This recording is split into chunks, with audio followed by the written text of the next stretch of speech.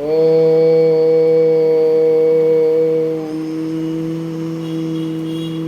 श्री हनुमते नमः।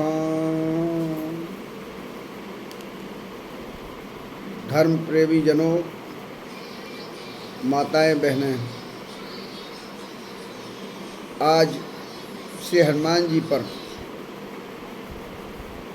वो वीडियो आपके बीच आ रहा है जिसमें लोग ये कहते हैं कि हम हनुमान चालीसा पढ़ते तो हैं, लेकिन कार्य सिद्धि की अनुभूति कभी होती है, कभी नहीं होती है।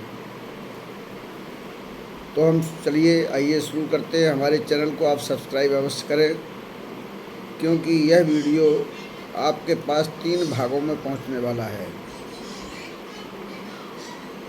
सबसे पहला प्रश्न इसमें ये बनता है कि श्री हनुमान चालीसा पढ़ना चाहिए या सुनाना चाहिए। हनुमान जी को सुनाना है या खुद को पढ़ना है, ये सबसे पहला प्रश्न है। अगर ये समझ में आ गया, मेरे इष्टदेव श्री हनुमान जी हैं और उन्हीं की कृपा से ब्रह्म विद्या योगपीठ गुरु गद्दी पर दैहिक दैविक भौतिक ताप का निदान और जिज्ञासा का समाधान भक्तों का होता है, और उन्हीं की वजह से हमारे संस्थानों का विकास हुआ। सब कुछ हमारे बारे में हमारी वेबसाइट पर भी आप जाकर हमारे 101 सेवा प्रकल्पों को भी देख सकते हैं। सब में श्री हनुमान जी की कृपा का दर्शन आपको देखने को मिलेगा। चलिए तो आइए हम इस पर बात करते हैं कि हनुमान जी को ये चोला, श्रृंगार, तमाम जो पद्धतियां हैं, ये सब एक एक करके अलग से बताएंगे हम। लेकिन आज हम चर्चा करते हैं कि हनुमान जी को श्री हनुमान चालीसा सुनाना चाहिए या श्री हनुमान चालीसा पढ़ना चाहिए। क्योंकि श्री हनुमान चालीसा में लिखा है, जो यह पढ़े हनुमान चालीसा होए सिद्धि साखी गौरीशा।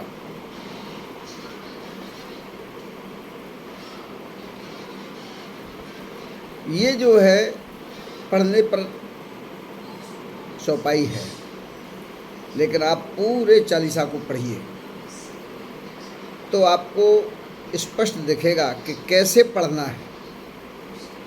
आपने देखा होगा, जब जनता बैठी होती है, नेता भाषण पढ़ता है, तो जो नेता भाषण ऐसे पढ़ता है, जो व्यक्ति भाषण ऐसे देता है, कोई संत बोलता है कि वो अपने सामने पोथी रख लेता है, तब उतना प्रभाव सामने वालों पर नहीं पड़ता।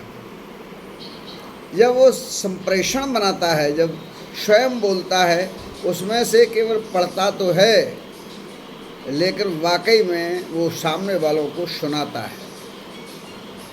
सामने वालों से उसका सीधा संबंध होता है, और अगर सीधा संबंध सामने वालों से नहीं होता तो सामने वालों पर उसके जो पढ़ रहा है, वो चाहे वो भाषण हो, चाहे वो कोई कथा हो, उसका प्रभाव उतना सामने वाले पर नहीं पड़ता है। भले ही वो सुनता रहता है, उसके अंदर वो चेतना, वो चीज़ें पैदा नहीं होती हैं।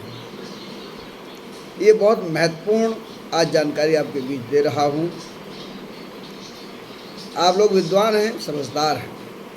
आप जब श्री हनुमान चालीसा का शुरू करेंगे तो उस पूरे चालीसा में आप ये देखेंगे कि उसमें इस तरह से कहा जा रहा है, जैसे पढ़ तो रहे हैं, भाषण जैसे पढ़ा जाता है, किताब पढ़ी जाती है, लेकिन सामने वालों को जब सुनाया जा रहा है तब उन पर प्रभाव पढ़ने का हम पर पड़ना है या प्रभाव पढ़ने का उन पर पड़ना है जिन्हें सुनाया जा रहा है।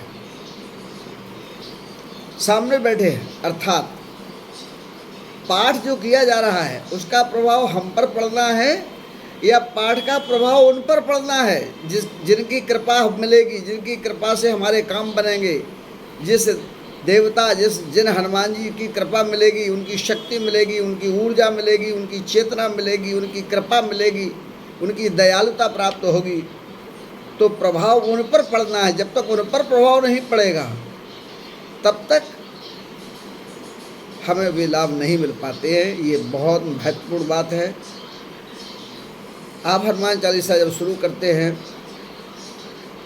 तो उसमें प्रारंभ में दोहा के माध्यम से संत तुलसीदास जी ने हनुमान जी की स्तुति करके, गुरु की स्तुति करके आगे बढ़े हैं। और जैसे ही चौपाइयों के माध्यम से आगे बढ़ते वैसे ही सीधा संवाद हो रहा है उसमें। जय हनुमान ज्ञान गुण सागर, माने सीधी बात हनुमान जी से कही जा रही है। जय कपीस तिहु लोक उजागर, रामदूत अतुलित बल धामा, अंजनी पवन सुत नाम, आदि आदि। इसके आगे तुम और तुम्हारे शब्दों का उपयोग है। सब सुख लहे तुम्हारी शरणा, तुम रक्षक काहू को डरना, आदि आदि।